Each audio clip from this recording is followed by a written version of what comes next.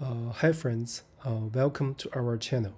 Let's look at problem 3711, maximum transactions without negative balance. This is the newly appeared problem.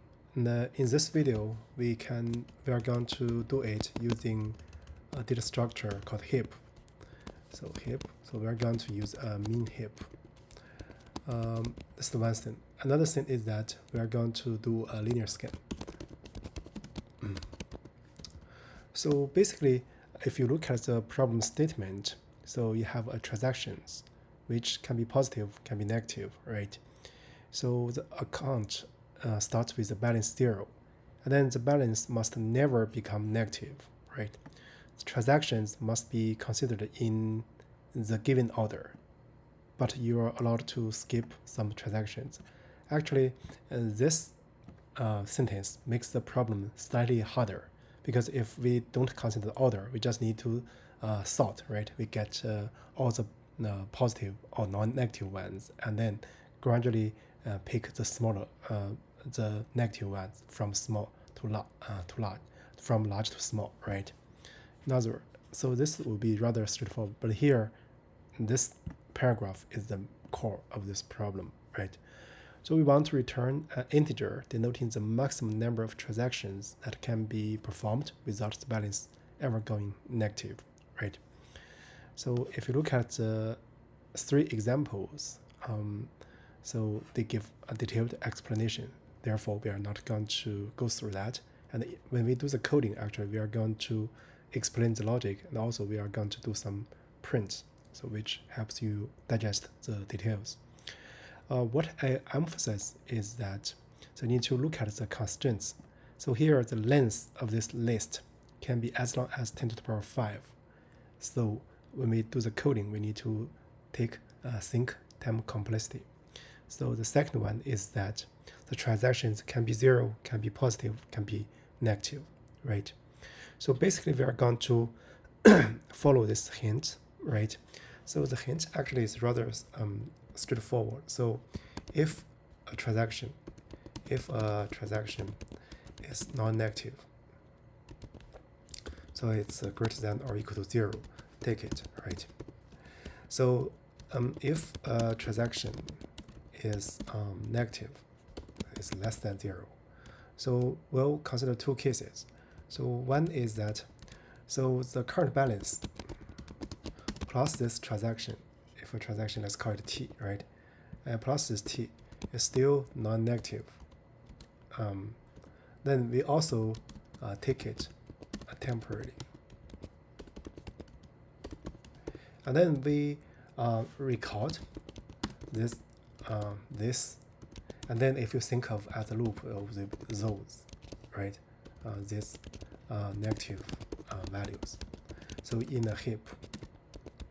So you will see why. So next is that the current balance plus t is less than 0, right? So in this case, we need to consider so the top element in the min heap, the most negative one, right? So if we replace that one, replace the top element in heap, of course, if heap is not empty, right? Not empty. It means that we have used some negative values. Replace the top element with the current negative value, t, right? So if your heap is empty, you can only escape. If heap is empty, so heap is empty, you can only escape this one. So our final return would be the length of the transactions minus those not used. Those transactions not used. So this corresponding to popped out from the heap. In other words, the number of pop operations. So this will be our thought process. So first, So with that said, let me go over the coding. So you will see the coding actually is in correspondence with this sketch, right? First, we can have a heap, right? A list. So for this heap, I can put some dummy values so that which is not always not empty, right? So for example, I can put just a 1, right? So and then the sum currently is 0, and the pops, so number of pop operations, so I call it 0 originally, right? So these are the initializations. So now we are going to do the linear scan. So for the cache in transactions, right? So the first case, if cache is non-negative, right? So for sure we take it, right? So the balance will be incremented by this cache, right? So this is the one case. Another case is that, so the cache is negative, but the current balance plus that cache is still greater than or equal to 0. So this we can consider to take it. So what we do is this sum is incremented by this one, and then we also record this negative values we used. So this corresponds heap q, heap push to the heap the current cache, right? So the other case is that in this case the sum plus this cache is negative. So in this case we can so we can consider ignore this cache. But the way we do it is like this. So what we want to increment is this. So we do cache minus heap q, heap push, and pop. This heap and cache. So this corresponds to two operations. You first put the current value into the heap, and then do a pop operation. Then the popped one is actually smaller than or equal to this cache. So if it's equal to this cache, it corresponds to ignore that, right? If it's smaller, so it's guaranteed that this sum will be larger by replacing a smaller one, right, with the current one, because the smaller one is the one we previously used, right? And then if that one is larger than the current one, because they are both negative, and then I want to use a smaller negative one. So this is the net gain in the balance, right? So this, because we use heap push and pop, it corresponds to one pop operation. So we increment by 1.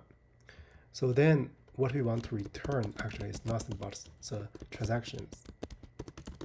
So all the available, and then the number of pops corresponds to the transactions we cannot do.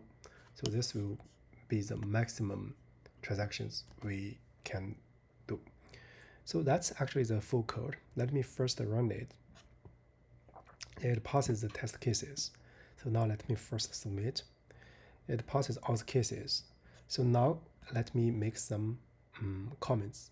First, here we are using heap push and pop.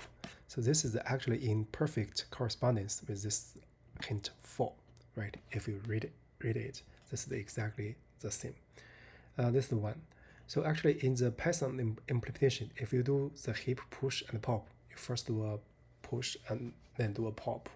This will always make the joint operation is slightly faster than first do a push and then do a pop. But you can do something like this. So t previous is heap q heap. Let me first let's see t let me first do heap q heap push. The heap the current cache, and then what we can do is smallest is heap q heap pop from this heap, and then we can do something like this. So this will be the same, but we decompose that, right? So in other words, so this part is equivalent to not this one. The above lines is equivalent to this one. Heap push pop from this heap and this cache. So we see, right? So in this regard, because you always first do a push, so if the heap is empty, then actually you are adding 0. So if you just initialize as empty, so you can do the same, right? So this basically the major logic. So now let me print out something. So I'll print out. So here I'm going to do I enumerate transactions.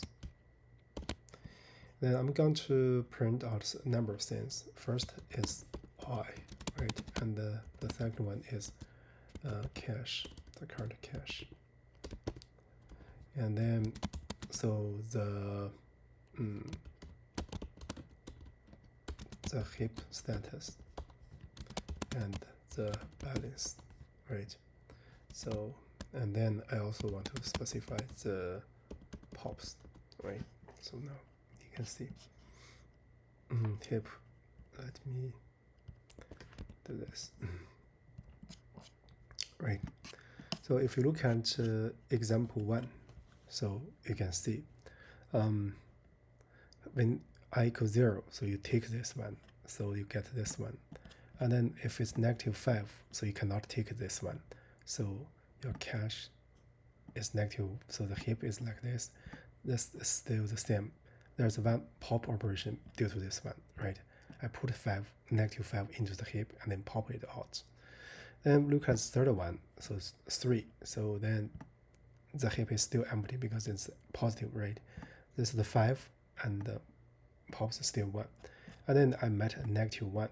So the cache is -1, and then we push it into the heap, right? So the balance is 4. Because we do not do pop, so the pops is still 1.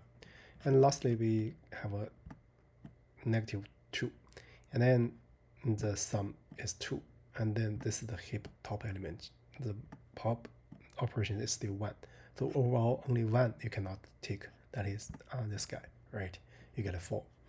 So if you look at example 2, right? So originally it's negative, you cannot take. This negative you cannot take. Negative you cannot take, right? So this is actually is the extreme example. So this one. So for this one, at I equals 0, so you get this one, right? And when you met -2, so you get this heap status, and this is the sum, and this is the pop operation, and then you can continue. Now overall, so the heap has those numbers, but in between, this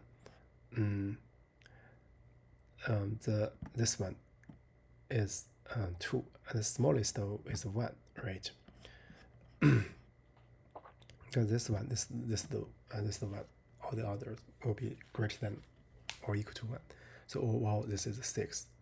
So with that said, I guess that's it for the current video. Thank you for watching.